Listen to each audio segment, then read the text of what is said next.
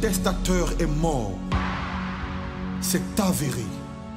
Pour preuve, son côté percé. Le testament est donc validé.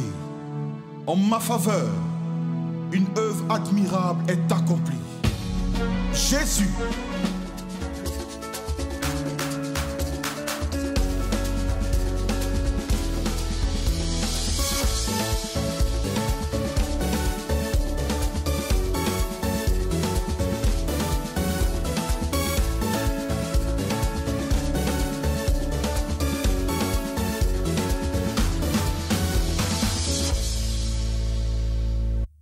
Shalom, frères et sœurs. Je travaillais dans une entreprise qui connaissait des difficultés financières et tout.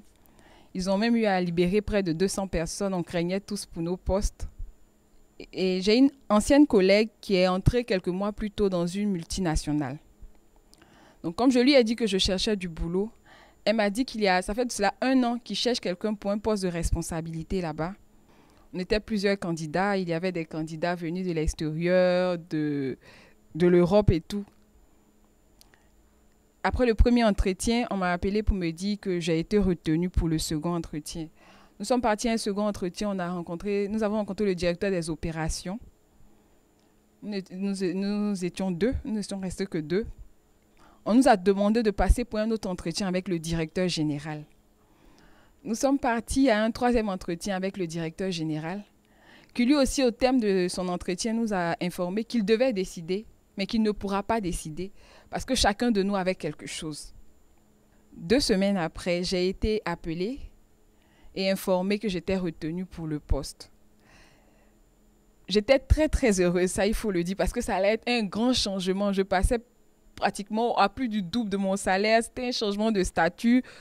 C'était un poste vraiment inespéré pour moi, donc j'étais vraiment contente. Ils m'ont informé que mon contrat était à la signature et que j'allais commencer le poste quelques jours après. Donc, je pouvais déjà, pour gagner du temps, déposer ma lettre de démission. Et 3 jours après, j'ai été appelée par le responsable des ressources humaines qui a dit « Je ne sais pas ce qui s'est passé. Le DG avait déjà signé votre contrat. Nous avons envoyé le contrat au siège en France, mais arrivé là-bas, ils ont refusé en nous disant qu'ils ne veulent pas d'emploi, pas d'embauche pour le moment. » Donc, j'étais vraiment déçue. Là, j'étais vraiment, j'étais déçue, j'étais très déçue. Mais j'ai refusé la parole parce que je me suis rappelée de l'enseignement du pasteur où il disait que la réalité n'est pas la vérité. J'ai pris mes congés, je suis allée en voyage et un vendredi, le directeur des opérations de la multinationale m'appelle, me dit « On vous cherche depuis plusieurs jours. Qu'on essaie de vous joindre depuis plusieurs jours, mais votre téléphone ne passe pas. Et qu'on travaille actuellement avec une institution financière. Et qu'ils sont en train de recruter. Il y a un poste qui m'a fait penser à votre profil. Je voudrais déposer votre CV, mais je voudrais avoir votre permission d'abord. » Je lui ai dit « Il n'y a pas de problème, vous pouvez déposer mon CV. » Et la 2e semaine, j'ai été appelée pour un entretien dans cette institution financière-là. Le monsieur qui m'a appelé m'a dit « J'espère que vous parlez anglais. » Donc, quand il a dit ça, j'ai dit au Saint-Esprit, vraiment, moi je ne parle pas anglais. Si tu me fais parler en langue, c'est que tu peux me faire parler anglais. Et je suis partie à l'entretien, nous étions 6. Quelques semaines après, ils m'ont appelé pour me dire que j'ai été retenue pour le poste dans cette institution financière-là. J'étais tellement heureuse et tellement dépassée parce que c'est un endroit où je n'aurais jamais postulé. Je me suis toujours dit qu'avec mes diplômes d'Abidjan, je ne peux pas travailler dans une telle institution. Après, je suis allée signer le contrat. Je suis ensuite retournée dans la multinationale, remercier le directeur qui avait déposé mon CV dans cette institution financière-là. Et il m'a dit, il n'y a pas de problème. Comme l'embauche dans l'institution financière est un CDD de 6 mois, après les 6 mois, vous pourrez revenir occuper votre poste ici, que ça vous attendra. Je m'étais au départ sans poste, je me retrouve aujourd'hui à 2 postes dans 2 grandes institutions. Les choses ont commencé à se mettre en place. Je ne sais pas d'où est venue cette intelligence-là, parce que quelquefois je m'assois, je me demande à quel moment j'ai fait tout ça. Tout le monde a commencé à apprécier mon travail, les directeurs, mon patron. Et au terme des 6 mois, on m'a annoncé que mon contrat avait été retenu, avait été reconduit. Donc, je suis encore dans cette institution financière. Je sais que Dieu a commencé, je crois qu'il va terminer. Je rends gloire à Dieu pour ce qu'il a fait et pour ce qu'il continue de faire.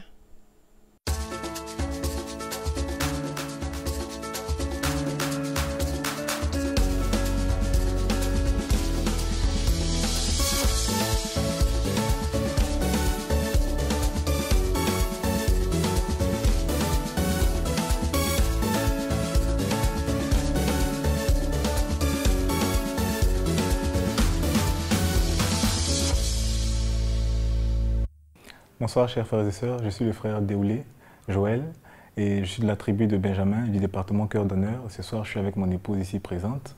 Oui, moi c'est la sœur Désirée Déoulé, je suis de la tribu de Benjamin, du département aussi Cœur d'Honneur. On s'est connus depuis 2011 et bon, en tout cas on a cheminé, on est arrivé à Vase d'Honneur, on s'est dit bon, en 2016 il faut qu'on se marie et tout. On a suivi le processus normal et tout s'est bien passé. En fin 2015, quand on a fini avec nos études de master, on a voulu aller au Ghana en fait pour prendre des cours d'anglais intensif. Et donc c'est dans ce sens-là qu'on est allé à Accra. On était dans une école là-bas, l'Alliance française. Et un jour on revenait. Et puis je ne sais pas ce qui se passait, mais j'ai commencé à stresser un peu. Et puis bon, je lui disais, mais vraiment, on veut se marier l'année prochaine, mais comment ça va se faire? Parce qu'il y a des gens, quand ils veulent se marier, c'est au moins 1 an avant qu'ils préparent le mariage. Nous, on est en fin 2015, on dit, bon, on veut se marier en fin 2016, début 2017, mais on n'a pas de travail, on n'a rien carrément, comment est-ce qu'on va faire? Et donc, je m'inquiétais comme ça, et bon, elle me rassurait pour me dire, non, t'en fais pas, ça va aller, ça va aller. On a fini les cours d'anglais là-bas, on est revenu sur Abidjan. Donc, par la grâce de Dieu, elle a pu trouver du travail dans une entreprise. Bon, j'avoue que moi, je ne voulais pas travailler pour quelqu'un, donc moi, je voulais faire mes affaires. On se disait, bon, on va attendre quand l'argent va rentrer, pour pouvoir commencer à préparer le mariage. Alors que c'était un peu contradictoire parce que depuis des années, elle et moi, quand on priait, on disait toujours au Seigneur qu'on ne veut vraiment pas dépendre de l'argent, on veut seulement compter uniquement sur papa. On se disait toujours, bon, ça va aller, on va se marier. Mais toujours pas d'ouverture en fait financière. Jusqu'à un moment où il y avait une opportunité même d'avoir, je peux dire beaucoup d'argent, une entrée d'environ 10 à 12 millions comme ça, mais bon, on comptait là-dessus en fait. Et je peux dire, comme les Ivoiriens le disent, Dieu a enlevé ça dans nos yeux. Et donc, ça fait que bon, ça nous a cassé un peu, mais il y avait quand même la foi qui était toujours un peu là.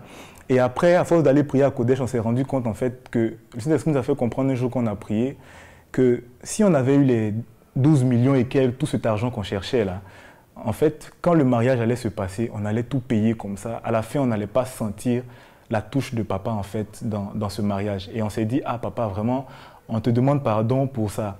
Tu dis de se lancer, qu'on n'a qu'à aller se marier. Ok, on va aller se marier.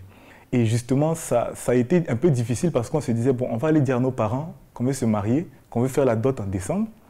Et puis début janvier, on se marie. Mais j'avoue, mon père, il m'a pris pour un fou parce que bon, vous avez quoi? Vous allez vous marier comme ça dans quelques temps? Bon, on est allé. Dieu a fait grâce, ils ont accepté. Et dès lors qu'on a accepté en fait le go de papa, les choses se sont décantées comme pas possible. Il y a un monsieur, je me rappelle, qui travaille dans une société de la place, je l'avais conseillé à investir en bourse. Et quand je lui ai dit qu'on devait se marier, il a dit « Ah, mais c'est une bonne nouvelle ça, d'accord, ça tombe bien, les intérêts que je vais avoir bientôt là, tu prends 600 000 dedans, c'est ma contribution pour votre mariage. » Il y a une autre dame qu'on connaît aussi, qui est à l'église aussi, quand on lui a annoncé qu'on devait se marier, elle dit « Ah, mais tout ce qui est dragé, les faire-part, tout ça, est-ce que vous avez trouvé quelqu'un déjà qui peut s'en occuper ?» Elle dit « Ah, ça fait combien ?» Je lui ai dit « Bon, ça fait, je me rappelle, environ 254 000, quelque chose. » Elle me dit « Ah, ok, ça c'est ma facture, je prends ça. » Beaucoup de choses qui ont été prises en charge comme ça. Mais nous, on s'est dit « Bon, c'est notre mariage. » Donc, au moins, ce qu'il faut payer à la mairie, ce qu'il faut payer les alliances, ce genre de choses, ça c'est à nous de le faire. J'avais une entrée d'argent, c'est ce qu'on devait aller donner au gars pour qu'il avance dans les alliances. On était en novembre, hein, c'est ça. Parce que c'est en novembre qu'il y a eu un enseignement du pasteur Ivan qui était venu à Abidjan comme chaque année. Il avait parlé de il faut semer, quelque chose comme ça. Et j'ai reçu dans mon cœur que l'entrée d'argent que j'avais reçue, qu'on voulait aller donner comme avance pour les alliances, là, de semer ça. Et donc, j'ai dit, bon, ok. J'ai dit ça à mon épouse.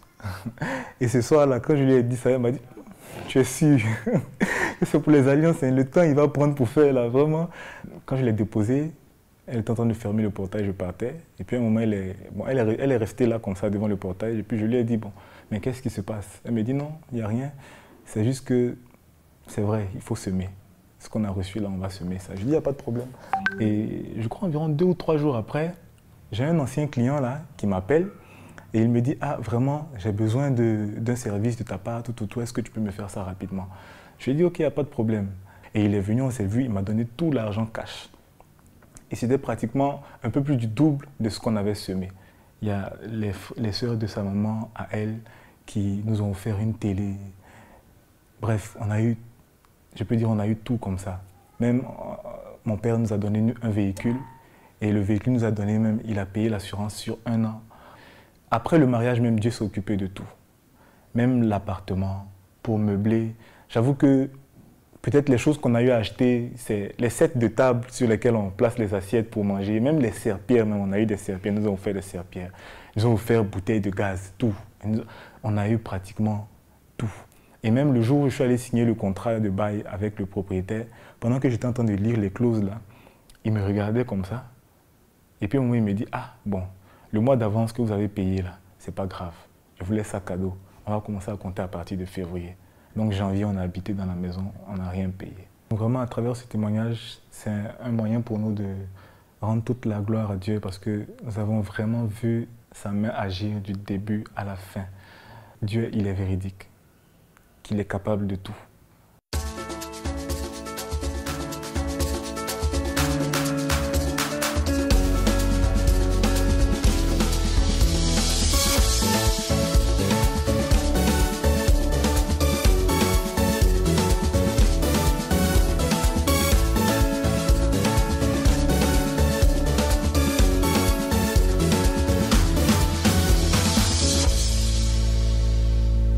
Je suis la sœur Bédé Flor Larissa de la tribu d'Issaka, du département moyen généraux, de la famille d'honneur épouse du Christ et de la promotion académique qui vient de sortir en Desos Kataros.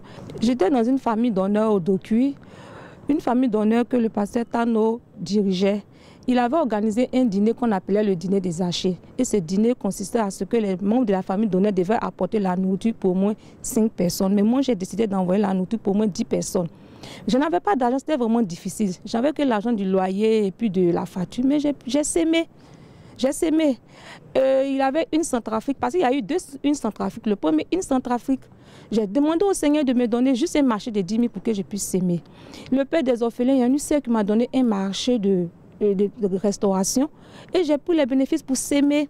Le pasteur avait lancé l'achat du terrain. J'ai sémé.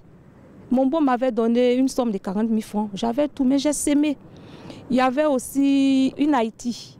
J'ai sémé. Une soeur m'avait donné un marché de 1 500 000. J'ai sémé.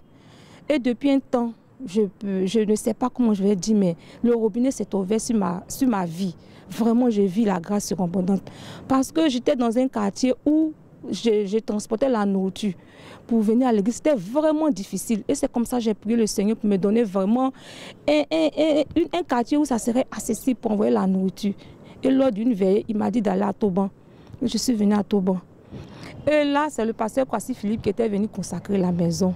Mais il y a 3 choses qu'il a dit que j'ai retenues. Il m'a dit, le Seigneur m'a dit de ne jamais m'inquiéter pour le loyer, pour la facture et pour la nourriture.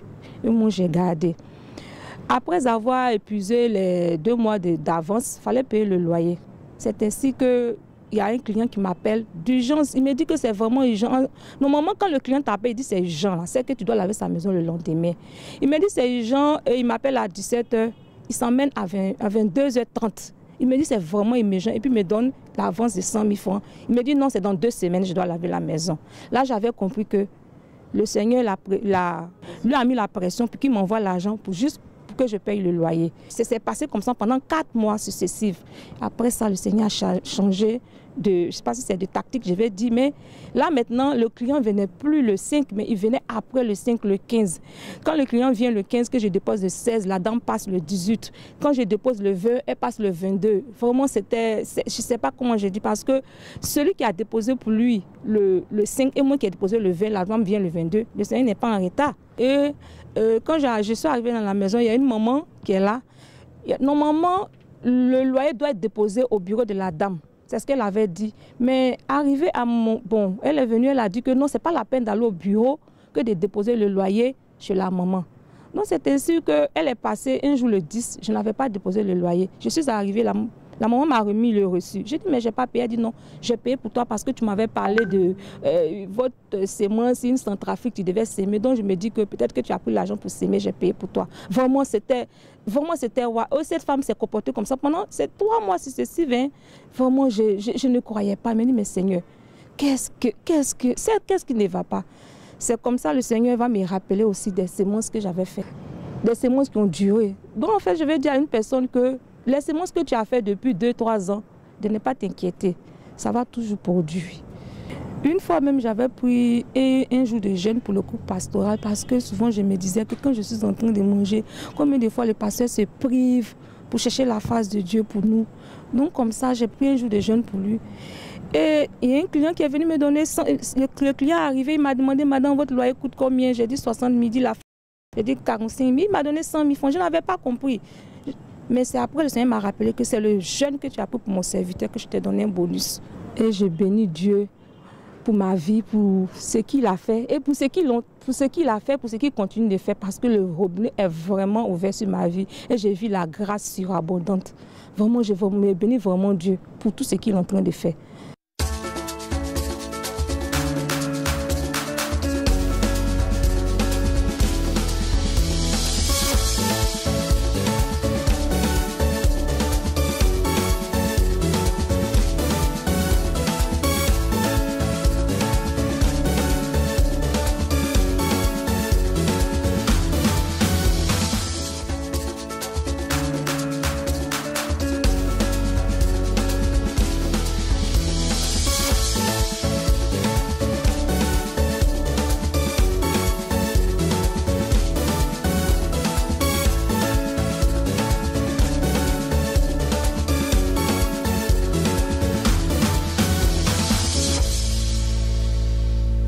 Je me nomme ma fille Egbomo Christelle. Je suis de la tribu de Benjamin. J'aimerais en ce jour du merci au Seigneur de ce que l'Éternel m'a exaucé. Étant en classe de terminale l'année passée, j'ai présenté un sujet de prière qui concernait la scolarité parce que ma maman avait du mal à pouvoir payer la scolarité. Elle me dit comme ça, actuellement, je n'ai pas l'argent. Donc là, je vais aller voir l'éducateur, enfin qu'il puisse te laisser suivre les cours et après venir payer. Et étant dans la classe, j'ai prié, j'ai demandé au Seigneur de pouvoir toucher le cœur d'une dame qui pourra payer ma scolarité. C'est dans ce sens que, étant en classe, j'ai présenté 2 sujets. Un qui concerne le téléphone parce que je n'avais pas de téléphone en ce temps et le deuxième, la scolarité. Et lorsque j'ai fini de présenter le sujet de prière au Seigneur, à la descente à 17h, je me suis rendue à une cabine là et j'ai appelé ma tata Judith pour lui présenter le cas que j'avais pas de téléphone. Et elle a dit comme ça, il n'y a pas de souci que de rappeler le vendredi. C'est ce qui a été fait. Et par la grâce du Seigneur, le vendredi, on a pris rendez-vous pour le samedi. Et le samedi encore, grâce au Seigneur, j'ai pu avoir le téléphone. Et concernant la scolarité qui devait être payée, j'ai appelé la deuxième. Et le même jour, lorsque j'ai appelé, la dame m'a dit comme ça qu'actuellement, elle ne réside pas à Abidjan, qu'elle va me mettre en contact avec l'un de ses petits pour qu'il puisse en charger. Et le lundi qui a suivi, elle a envoyé effectivement son petit qui est venu à l'école et il a payé la scolarité. Et le mois qui a suivi, il est venu solder. Le deuxième témoignage concerne toujours la scolarité. Comme après le bac, je devais être orientée soit en grande école ou en université. Alors j'ai demandé au Seigneur de me mettre en contact avec une famille qui pourra payer ma scolarité, le transport, plus l'argent de fin du mois. Et encore être dans un cadre où on pourra ensemble aller à l'église. C'est ainsi comme ça que le Seigneur m'a mis en contact avec sa servante, ma tata Judith, qui a accepté comme ça, sans que je ne lui présente le sujet. Elle a accepté de me prendre en charge dans sa maison, ce qui a été fait. Par la grâce du Seigneur, actuellement, là où je réside, je constate les bienfaits du Seigneur. Actuellement, je n'ai pas de problème de transport, je n'ai pas de problème de scolarité. Le Seigneur, véritablement, le Seigneur a tenu compte de tous les petits mots que...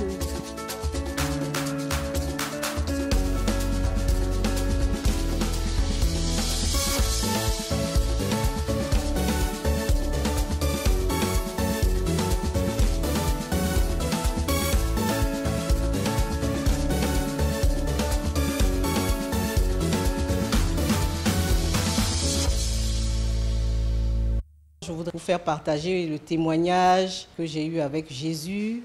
Il m'a guéri d'une maladie dont je souffrais depuis 24 ans. J'avais une pathologie qui s'appelle la polyarthrite rhumatoïde. Et cette maladie se traduisait par une déformation des articulations.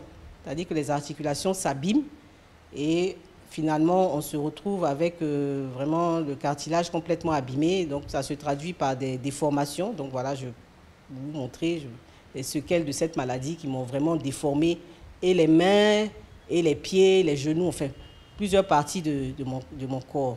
Ça s'accompagnait de douleurs vraiment atroces. Je me suis retrouvée invalide complètement. Je n'arrivais plus à marcher. Pendant 6 mois, je ne pouvais plus marcher. Et pendant ce temps-là, pendant les 6 mois d'invalidité où je suis restée couchée, où c'était mon mari qui était obligé de me porter et tout, l'Esprit m'a vraiment mis à cœur d'écouter la parole de Dieu. Et j'ai cherché, parce que moi je suis de confession catholique, et je ne trouvais vraiment pas les enseignements qui m'intéressaient. Et un jour, je suis tombée sur les enseignements du pasteur Mohamed Sanogo. C'était prier efficacement, je pense que c'était le premier enseignement que j'ai écouté. Et j'ai été vraiment édifiée par la parole de Dieu. Et la parole a vraiment commencé à agir en moi. Et j'ai commencé à me poser et j'ai demandé à Dieu, j'ai dit, bon Seigneur, tu fais des miracles, donc tu vas certainement me faire un miracle parce que tu ne m'as pas maintenu en vie 24 ans pour que je meure, parce que c'était la mort. La maladie que j'avais, c'était vraiment la mort, je mourais à petit feu. Et à un moment donné, j'ai fait un songe où je me retrouvais dans une assemblée de prière et où l'Esprit m'a dit, il faut qu'on t'impose les mains maintenant, c'est fini, ta guérison, elle est là. Dieu t'a déjà guéri, c'est plus la peine de demander la guérison. Il faut maintenant que tu la saisisses, cette guérison-là, que tu saisisses ton miracle. J'ai dit à mon mari, bon, voilà ce songe que j'ai fait, qu'est-ce qu'on fait? Je ne sais pas, à l'église catholique, je ne sais pas, je ne connais pas de pasteur, je n'étais jamais allée. Bon, quand je passais devant vase d'honneur, bon, pour moi, je ne suis pas évangélique, donc vraiment, je ne savais pas. Et donc, je lui ai dit, bon, écoute, puisque je suis les enseignements du pasteur Mohamed Sanogo et que ça m'édifie, pourquoi est-ce qu'on n'y va pas? Et donc, je me suis retrouvée là-bas. Le pasteur a dit d'avancer. Je suis venue, mais je n'ai pas pu tenir sur mes pieds. Donc, je suis repartie le week-end d'après. Et je suis restée à ma place. Et vraiment, j'ai posé vraiment un acte de foi. J'ai dit, Seigneur, ta main n'est pas courte. Je suis là. Je ne peux pas aller. Mais je sais que tu vas me toucher. Soit aujourd'hui, soit un autre jour. Mais je reviendrai jusqu'à ce que tu me touches. Parce que tu vas me toucher. Je sais que tu vas me toucher. Vraiment, la foi s'était vraiment déclenchée vraiment dans cette période-là. Et à la fin du culte, ils avaient même éteint les lumières, donc le pasteur restait un peu plus longtemps que d'habitude. Et j'ai mon voisin qui est venu vers moi. Il m'a dit, tu sais, ma femme avait cette maladie et le pasteur a prié pour elle, a été guérie. Je lui ai dit, c'est pas possible. Qu'est-ce que tu me racontes là? Donc il me dit, il faut à tout prix que le pasteur te touche. J'ai dit, mais le pasteur s'en va, il est pressé, tout ça, il ne peut pas s'arrêter pour moi seul et tout ça. Bon. Et c'est comme cela que le pasteur est venu. Il m'a imposé les mains et il m'a dit, bon, quand tu vas repartir en France, d'abord il m'a demandé si c'était une maladie qui se soignait. J'ai dit non, c'est une maladie incurable et tout ça. Il m'a dit, non, avec Jésus, toutes les maladies sont... Il n'y a pas de maladie incurable. Il a prié pour moi et ensuite il m'a dit que quand j'allais repartir faire mes examens, parce que je me faisais suivre en France, mes examens allaient être... j'allais plus avoir la maladie et tout. Et donc, je me suis accrochée à la parole parce que quand le pasteur a prié pour moi, le malais, c'est comme s'il m'attendait maintenant pour me faire le plus de mal possible. Il était là en permanence, c'est-à-dire, c'était vraiment un combat de la foi. C'est-à-dire, tous les jours, il me disait, oh, tu penses que tu es guéri parce que les douleurs, je vous assure, c'était comme si, c'est maintenant même que j'avais plus mal.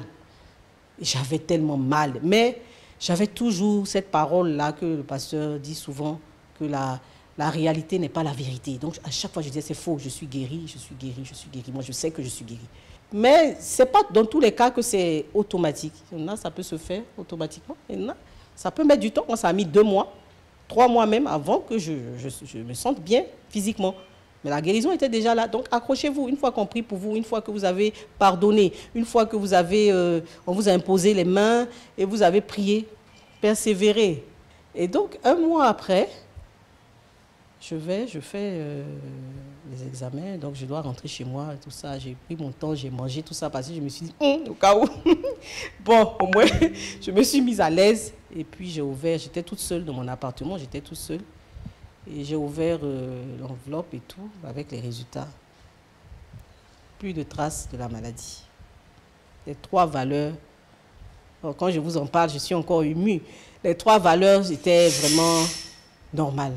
Plus de traces. Je me suis étalée et j'ai commencé à pleurer. J'ai pleuré pendant au moins 1 heure parce que je venais de réaliser que vraiment, c'est pas un jeu, c'est pas un mensonge, c'est pas une religion qui sauve, c'est Christ qui sauve, c'est Jésus qui sauve, c'est la parole de Dieu, c'est la foi. Vraiment, et mon médecin, il n'en venait pas, il me dit, ben, écoutez, vous êtes en rémission, 6 mois encore, vous revenez, mais vraiment, qu'est-ce que vous avez fait?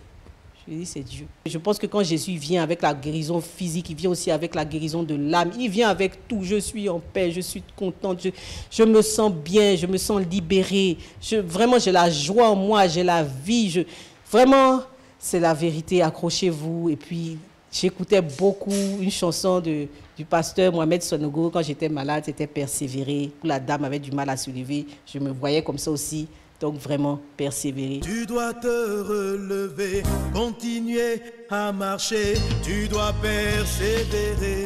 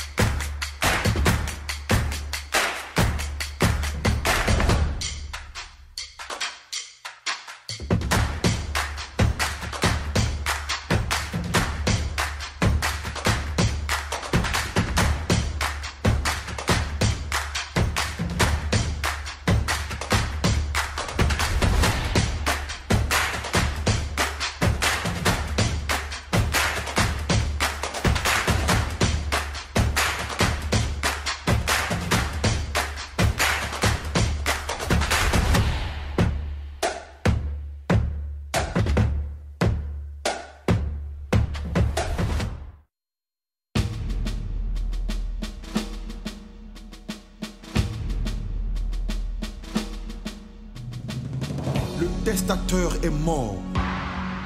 C'est avéré. Pour preuve, son côté percé. Le testament est donc validé. En ma faveur, une œuvre admirable est accomplie. Jésus, le don précieux de Dieu m'est accordé.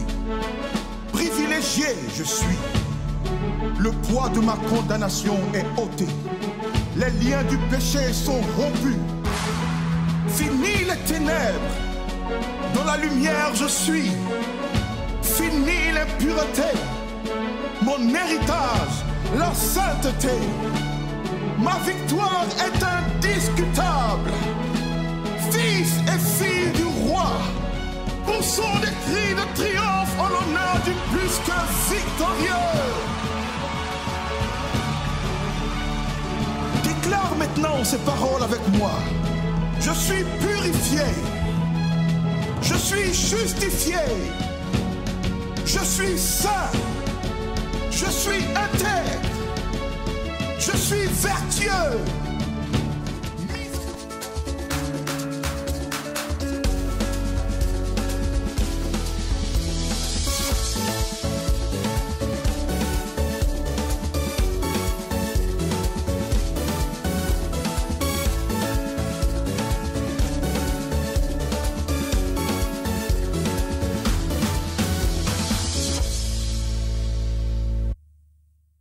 Shalom frères et sœurs, je suis ici depuis 2016. Je vais témoigner de la grâce de Dieu dans ma vie. Je bosse depuis des années, mais à côté de mon boulot, j'entreprends des affaires. Mais en 2017, j'ai connu pas mal de difficultés. Il y a eu un souci avec ma banque où j'ai eu 7 mois sans salaire. Et à côté de ça, les activités que je fais, les petits business que je fais, c'est l'importation de véhicules. Donc j'ai eu à faire un mauvais investissement dans la voiture où j'ai perdu de l'argent à hauteur de 1 200 000. Et ensuite, je me suis retrouvé dans une histoire qui a mal tourné où j'étais contraint de rembourser 1 750 000. Dieu m'a fait la grâce d'avoir une boutique de vêtements, de chaussures, de parfums. Et là, quand ça n'allait pas, je m'appuyais sur la boutique. Et là encore, ça a fait un trou parce que je n'arrivais plus vraiment à louer la boutique. Et ça a percuté sur la maison. Je n'arrivais plus à louer le loyer de la maison. J'ai eu 4 mois de loyer impayé, avec des factures impayées. On était dans le mois de jeûne, le 12 jours de jeûne. On était en train de service, j'étais de service, m'attributeur de service, j'étais sur le parking. Et là, j'ai reçu un appel du propriétaire de la boutique me disant de libérer son magasin le lendemain à 18 h. Il voulait soit ses clés, soit son argent.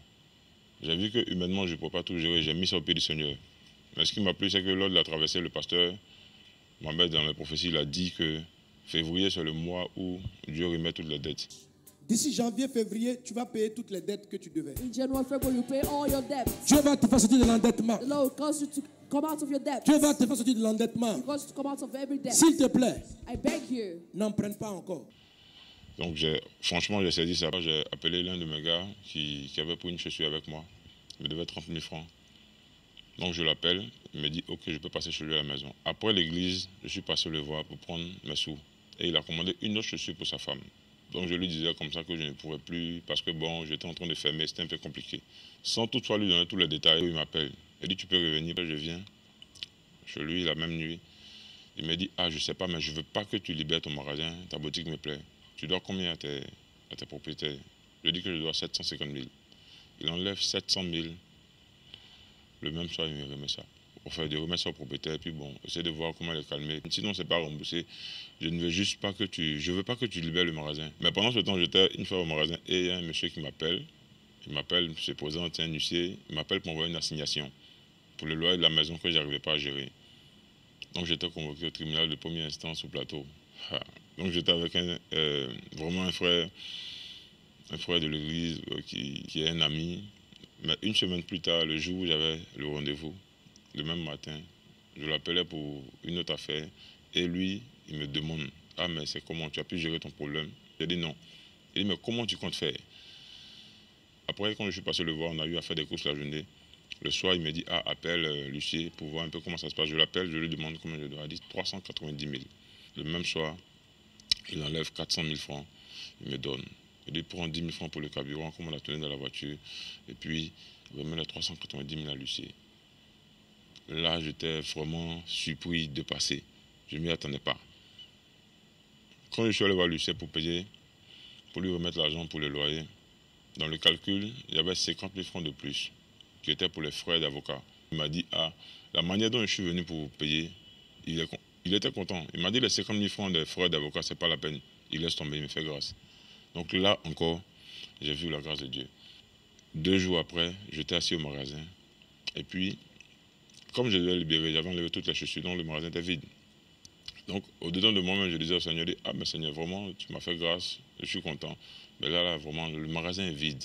Il n'y a plus de marchandises, il n'y a plus d'articles. Le même soir, mon fournisseur m'appelle, celui à qui je prenais les chaussures, il m'appelle pour dire, il me demande, ah, tu es où? Je peux passer, j'ai dit ok. Je passe le voir, il me dit, ah, lui maintenant, là, il est rentré dans un autre business, il fait venir des conteneurs, donc il n'a plus le temps pour vendre les chaussures. est-ce que, enfin, il a des chaussures disponibles, est-ce que je peux les vendre? Et il me donne des chaussures à hauteur de 1 500 000. Franchement, j'ai vu tout ça, je me rends compte que c'est pas moi-même. En fait, c'est Dieu, c'est la grâce de Dieu. Et dans le remboursement des dettes, j'avais pris un engagement avec quelqu'un à qui je devais de l'argent. Chaque mois, on s'est mis d'accord que je lui donne 300 000 par mois sur 5 ou 6 mois pour boucler. C'était à hauteur de 1 900 000. Et dans ces remboursements-là, vraiment, moi-même, j'ai perdu ma voiture. J'étais contraint, j'ai dû vendre ma voiture, c'était un peu compliqué. Et j'étais avec le frère du MRS, qui est vraiment un frère, un ami. Au début, quand je suis arrivé, j'avais des petits soucis. C'est avec lui que je priais, c'est lui qui m'orientait un peu. J'étais avec lui quand celui à qui je devais l'argent m'appelait. Il me demande, qu'est-ce qui se passe? Il dit, non, voilà, je donne 300 000 à quelqu'un, tout ça. Il dit, d'accord, ok. On était ensemble. Avant qu'on se sépare, il enlève 300 000. Il me donne, va régler le problème. Donc, honnêtement, je me rends compte que, étape par étape, Dieu a remis toutes mes dettes. Au jour d'aujourd'hui, 0 endettement. Je veux rendre la gloire à Dieu. Et je me suis rendu compte que la prophétie du pasteur, ce qu'il avait dit, tout s'est passé dans le même mois de février. Je rends gloire à Dieu pour tout ce qu'il a fait. Et je bénis la vie du pasteur Mohamed.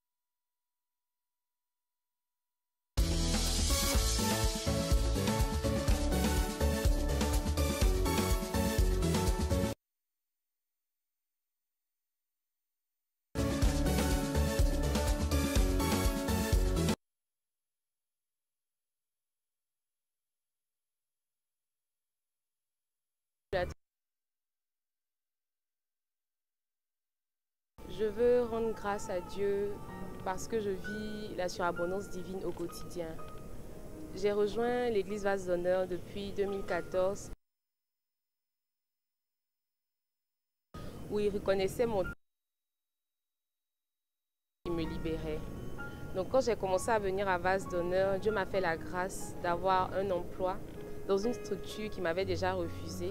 Et j'ai fait 3 mois de stage, 4 mois de CDD et il a signé mon CDI.